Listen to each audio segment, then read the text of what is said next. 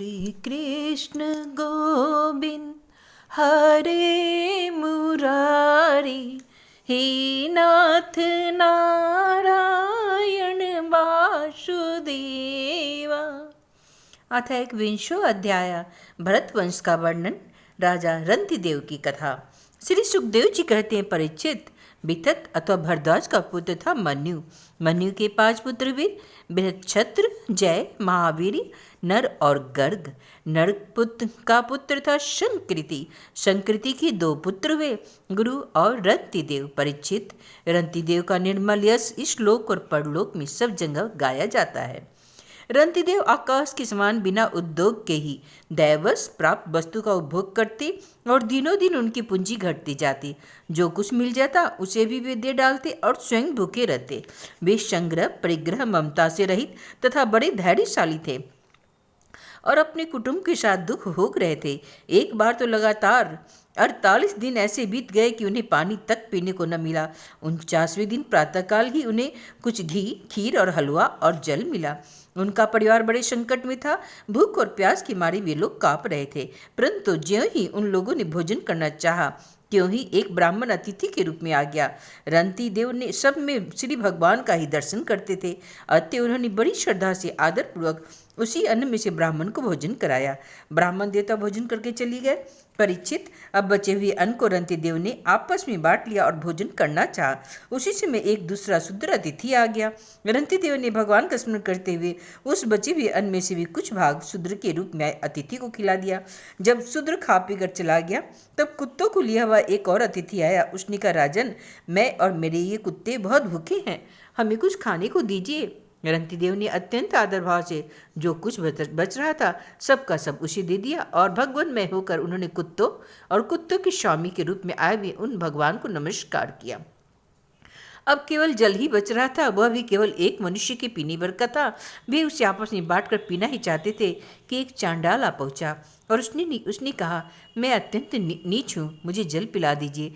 चांडाल की यह करुणापूर्ण वाणी सुनकर, जिसके उच्चारण में भी वह अत्यंत कष्ट पा रहा था, सुनकर रंतिदेव दया से अत्यंत संतप्त हो उठे और वे अमृत में वचन कहने लगे, मैं भगवान से 8 सिद्धियों से युक्त परम गति नहीं चाहता, और तो क्या, मैं मोक्ष की भी कामना नहीं करता। मैं चाहता हूँ तो केवल यही कि मैं संपूर्ण प्राणियों के हृदय में स्थित हो जाऊं और उनका सारा दुख मैं सहन कर सकूं, जिससे और किसी भी प्राणी को दुख न हो। यह दीन प्राणी जल पी करके जीना चाहता है। जल दे देने से इसके जीवन की रक्षा हो गई। अब मेरे भूख प्यास की पीड़ा, शरीर की शिथिलता, दीनता, ग्लानि, शोक, विषाद और मोह, ये सब के सब जाते रहे, मैं सुखी हो गया। इस प्रकार कहकर रंतिदेव ने बचा हुआ जल भी उस चांडाल को दे दिया।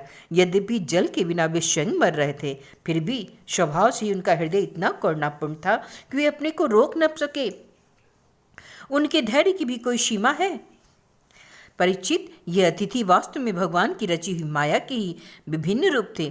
परीक्षा पूरी हो जाने पर अपने भक्तों की अभिलाषा पूर्ण करने वाले त्रिभुवन स्वामी ब्रह्मा, विष्णु और महेश तीनों उनके सामने प्रकट हो गए। रंतिदेव ने उनके चरणों में नमस्कार किया। उन्हें कुछ लेना तो था नहीं। भगवान की कृपा से वे आसक्ति और स्प्रिया से तो रहित हो गए थे तथा परम प्रेम में भक्ति भाव से अपने मन को भगवान वासुदेव में तन्मय कर दिया। कुछ भी मांगा नहीं। परीक्षित, उन्हें भगवान की सिवा और किसी भी वस्तु की इच्छा तो थी ही नहीं। उन्होंने अपने मन को पूर्ण रूप से भगवान में लगा दिया। इसलिए त्रिगुणमयी माया जागने पर स्वप्न दृश्य के समान नष्ट हो गई। रंतिदेव के अनुयायी भी उनके संग के प्रभाव से योगी हो गए और सब भगवान के ही आश्रित परम भक्त बन गए। मनु पुत्र गर्ग से सिनी और सिनी से गागर का जन्म हुआ। गागर एक क्षत्रिय था, फिर भी उससे ब्राह्मण वंश चला। महावीर का पुत्र था दुरिच्छय। दुरिच्छय के 3 पुत्र ये, त्रयारुणी, कवि और पुष्करारुणी। ये तीनों ब्राह्मण हो गए। बृहच्छत्र का पुत्र हुआ हस्ती, उसी ने हस्तिनापुर बसाया था। हस्ती के 3 पुत्र थे, अजमीड, द्विमीड और पुरुमीड। अजमीड के पुत्रों में प्रियमेघ आदि ब्राह्मण हुए। इन्हीं अजमीड के एक पुत्र का नाम था बृहदिषु। बृहदिषु का पुत्र हुआ बृहद्रन। बृहद्रन का बृहत्काय और बृहत्काय का जयद्रथ हुआ। जयद्रथ का पुत्र हुआ विशुद्ध और विशुद्ध का सेनचित। सेनचित के 4 पुत्र हुए, रुचिराशु, दृढ़नु, काश्य और वत्स। रुचिराशु का पुत्र पार था और पार का पुरुष सेन। पार के दूसरे पुत्र का नाम नीप था। उसके 100 पुत्र थे। इसी नीप ने शुक्र की कन्या कृत्वी से विवाह किया था। उसने ब्रह्मदत्त नामक पुत्र उत्पन्न हुआ। ब्रह्मदत्त बड़ा योगी था। उसने अपनी पत्नी सरस्वती के गर्भ से वृषभसेन नामक पुत्र उत्पन्न किया। इसी वृषभसेन ने जैगिष्यप्य के उपदेश से योग शास्त्र की रचना की। वृषभसेन का पुत्र था उदकुश्वन और उदकुश्वन का भल्लाद। ये सब बृहदिषु के वंशज हुए। द्विमीड का पुत्र था यविनर का कृतवानु, कृतमानु का सत्यरिति, सदृति का दृढ़नेमी और दृढ़नेमी का पुत्र हुआ सुपार्श्व। सुपार्श्व से सुमति, सुमति से संतिमान और संतिमान से कृति का जन्म हुआ। उसने हिरण्यनाभ से योग विद्या प्राप्त की थी और प्राच्य श्याम नामक ऋचाओं की 6 संहिताएं कही थी। कृति का पुत्र नीप था। नीप का उग्रायुध, उग्रायुध का क्षेमी, क्षेम का सुवीर और सुवीर का पुत्र था रिपुंजय। रिपुंजय का पुत्र था बहुरथ। द्विमीड के भाई पुरुमीड को कोई संतान न हुई। अजमीड की दूसरी पत्नी का नाम था नलिनी। उसके गर्भ से नील का जन्म हुआ। नील का शांति, शांति का सुशांति, सुशांति का पुरुज, पुरुज का अर्क और अर्क का पुत्र हुआ भर्याशव। भर्याशव के 5 पुत्र थे, मृदगल, यविनर, बृहदिषु, काम्पल्य और संजय। भर्याशु ने कहा, ये मेरे पुत्र 5 देशों का शासन करने में समर्थ हैं, इसलिए ये पांचाल नाम से प्रसिद्ध हुए। उनमें मुद्गल से मौदगल्य नामक ब्राह्मण गोत्र की प्रवृत्ति हुई। भर्याशु के पुत्र मृदगल से यमज संतान हुई। उनके पुत्र का नाम था दिवोदास और कन्या अहल्या। अहल्या का विवाह महर्षि गौतम से हुआ। गौतम के पुत्र हुए शतानंद। शतानंद का पुत्र सत्यधृति था। वह धनुर्विद्या में अत्यंत निपुण था। सत्यधृति का पुत्र का नाम था शरद्वान। एक दिन उर्वशी को देखने से शरद्वान मूंज के झाड़ पर गिर गए। उससे एक शुभ लक्षण वाले पुत्र और पुत्री का जन्म हुआ।